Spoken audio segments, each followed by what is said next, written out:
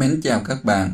Hôm nay mình ngồi đây, lòng đầy xúc động khi nghĩ về một con người đã trải qua bao phong ba bão táp, để lại những lời nói khiến lòng ta rung động đến nao lòng. Hãy cùng mình bước vào hành trình này, nơi mà mỗi câu nói không chỉ là lời nói, mà là nỗi đau, là khát vọng, là bài học khắc cốt ghi tâm. Bạn có bao giờ tự hỏi, trong những đêm dài cô đơn, Tào Tháo đã nghĩ gì khi thốt lên: thà ta phụ người trong thiên hạ, chứ đừng để người trong thiên hạ phụ ta. Lời nói ấy như một nhát dao cắt vào tim, khiến ta rùng mình trước sự tàn khốc của cuộc đời, nơi lòng tin có thể giết chết chính mình. Tào Tháo, bậc anh hùng với trái tim sắt đá, nhưng đầy những vết thương từ chiến trường máu lửa, từ những lần suýt mất mạng vì phản bội. Những câu nói của ông không phải là lời sáo rỗng, mà là tiếng khóc thầm từ một người cô đơn giữa thiên hạ hỗn loạn. Hôm nay, mình muốn chia sẻ 20 câu nói ấy với các bạn.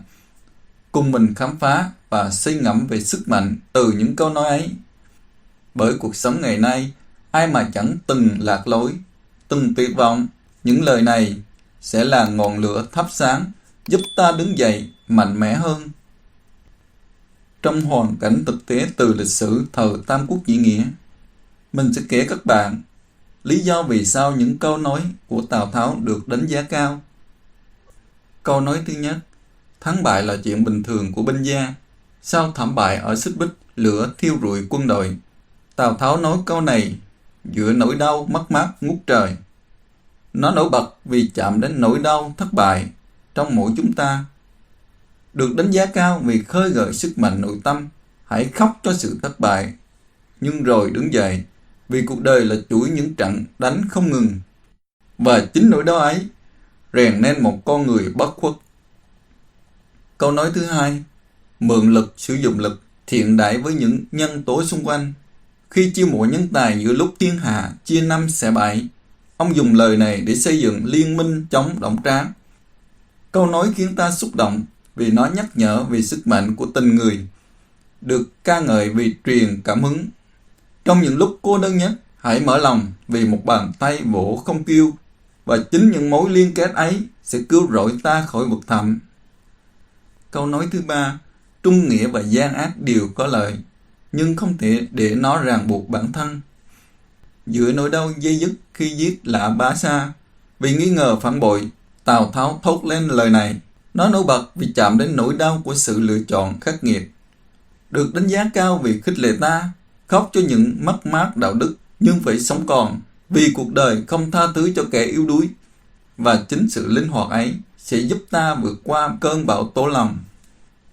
Câu nói thứ tư: kẻ nhận sai chẳng khác nào nói mình nhu nhược, từ chối nhận lỗi trước thuộc hạ. Trong cuộc chiến với Lưu Bị, ông nói câu này với nỗi kiêu hãnh xen lẫn cô đơn, nổi bật vì khơi gợi bản lĩnh nội tại, được hậu thế ca ngợi. Nó khiến ta rung động, nhắc nhở hãy tự tin vào chính mình, nhưng cũng cảnh tỉnh đừng để kiêu ngạo che mờ nỗi đau thực sự bên trong. Câu nói thứ năm: biết sai, sửa sai là người có trí tuệ. Sau trận Quan Độ đầy máu và nước mắt, ông dùng lời này khích lệ quân sĩ giữa nỗi tuyệt vọng. Câu nói nổi bật vì mang hy vọng từ tro tàn, được đánh giá cao vì truyền động lực mạnh mẽ. Hãy ôm lấy lỗi lầm, khóc cho nó, rồi đứng dậy thay đổi, vì nỗi đau ấy sẽ biến ta thành phiên bản mạnh mẽ hơn, đầy niềm tin vào bản thân. Câu nói thứ sáu: kẻ trí giả ngàn lo, vẫn có một sơ sót. Bình luận về sai lầm của Viên Thiệu giữa cuộc tranh đoạt thiên hạ khốc liệt.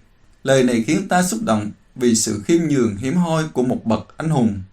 Được ca ngợi, nó chạm đến nỗi sợ thất bại, khích lệ ta luôn cảnh giác. Vì cuộc đời là bài học liên miên, và chính sự khiêm tốn sẽ cứu ta khỏi những cú ngã đau đớn.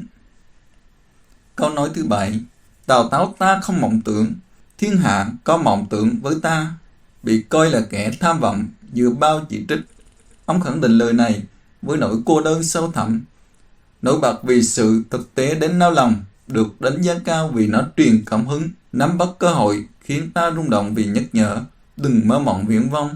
Hãy lắng nghe tiếng gọi của cuộc đời, và chính những kỳ vọng ấy sẽ đẩy ta về phía trước. qua bao gian nan.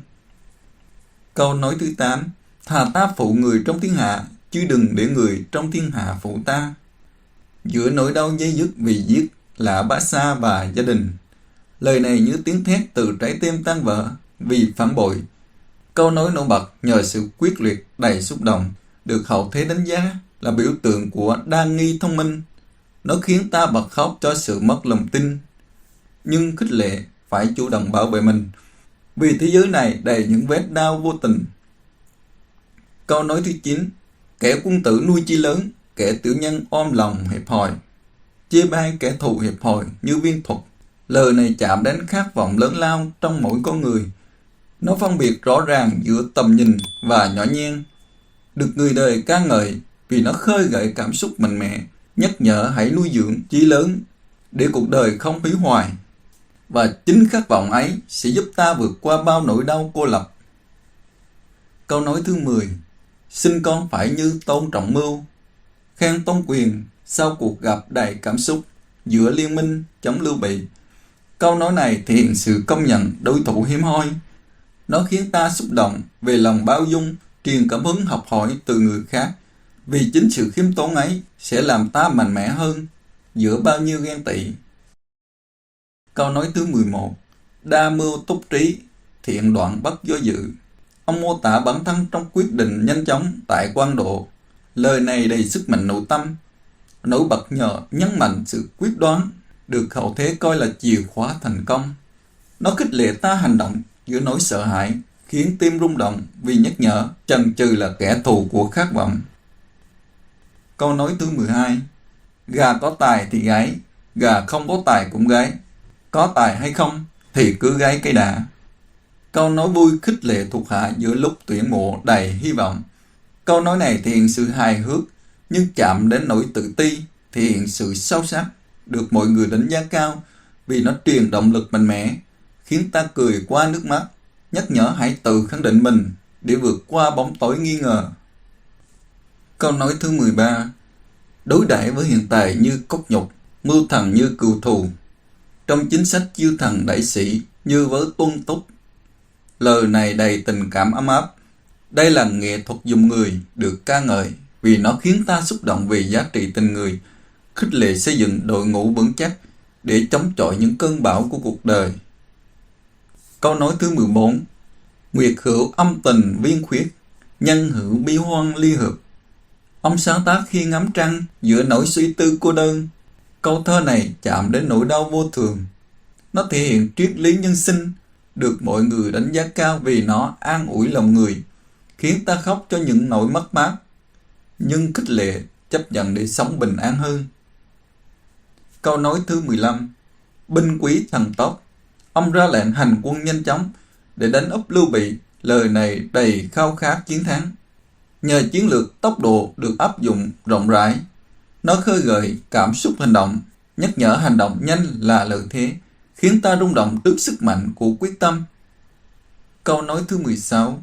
Dĩ đức báo oán, hà dĩ báo đức, dĩ trực báo oán, dĩ đức báo đức. Câu nói ông phản bác Khổng Dung về tha thứ kẻ thù. Câu nói này đầy thực tế vì nó chạm đến nỗi đau bị phản bội, khích lệ đáp trả tương xứng để bảo vệ chính nghĩa, không hành động mù quáng. Câu nói thứ 17. Nhân sinh tại thế, hành lạc đương thời. Trong bài thơ Đối Tửu, giữa chiến tranh khốc liệt, ông khuyên tận hưởng với nỗi buồn man mác.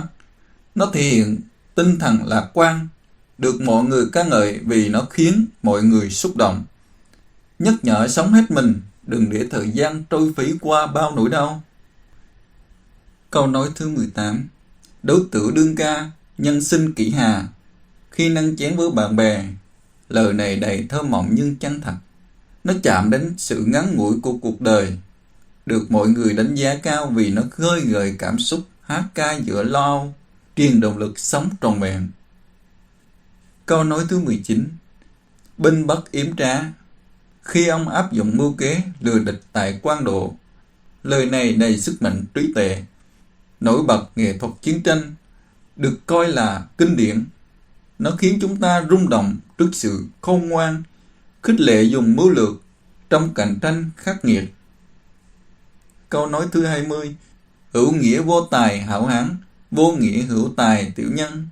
Bình luận nhân cách khi chọn người. Lời này đầy xúc động về đạo đức. Nó ưu tiên nghĩa khí. Nó chạm đến nỗi đau chọn bạn, khích lệ chọn người có tâm để cuộc đời không cô đơn. Qua 20 câu nói này, mình không khỏi xúc động vì Tào Tháo dạy ta rằng cuộc đời là nỗi đau, là khát vọng, là sức mạnh từ những vết thương.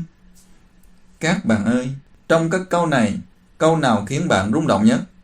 Nó đã khơi gợi ngọn lửa nào trong lòng bạn giữa những lúc yếu lòng? Hãy comment bên dưới nhé. Chia sẻ nỗi lòng với mình. Hãy nhớ like, share để bạn bè cùng học hỏi. Đăng ký kênh để cùng mình tiếp tục những câu chuyện hay và những bài học ý nghĩa. Cảm ơn các bạn đã xem. Hẹn gặp lại các bạn trong các video sau.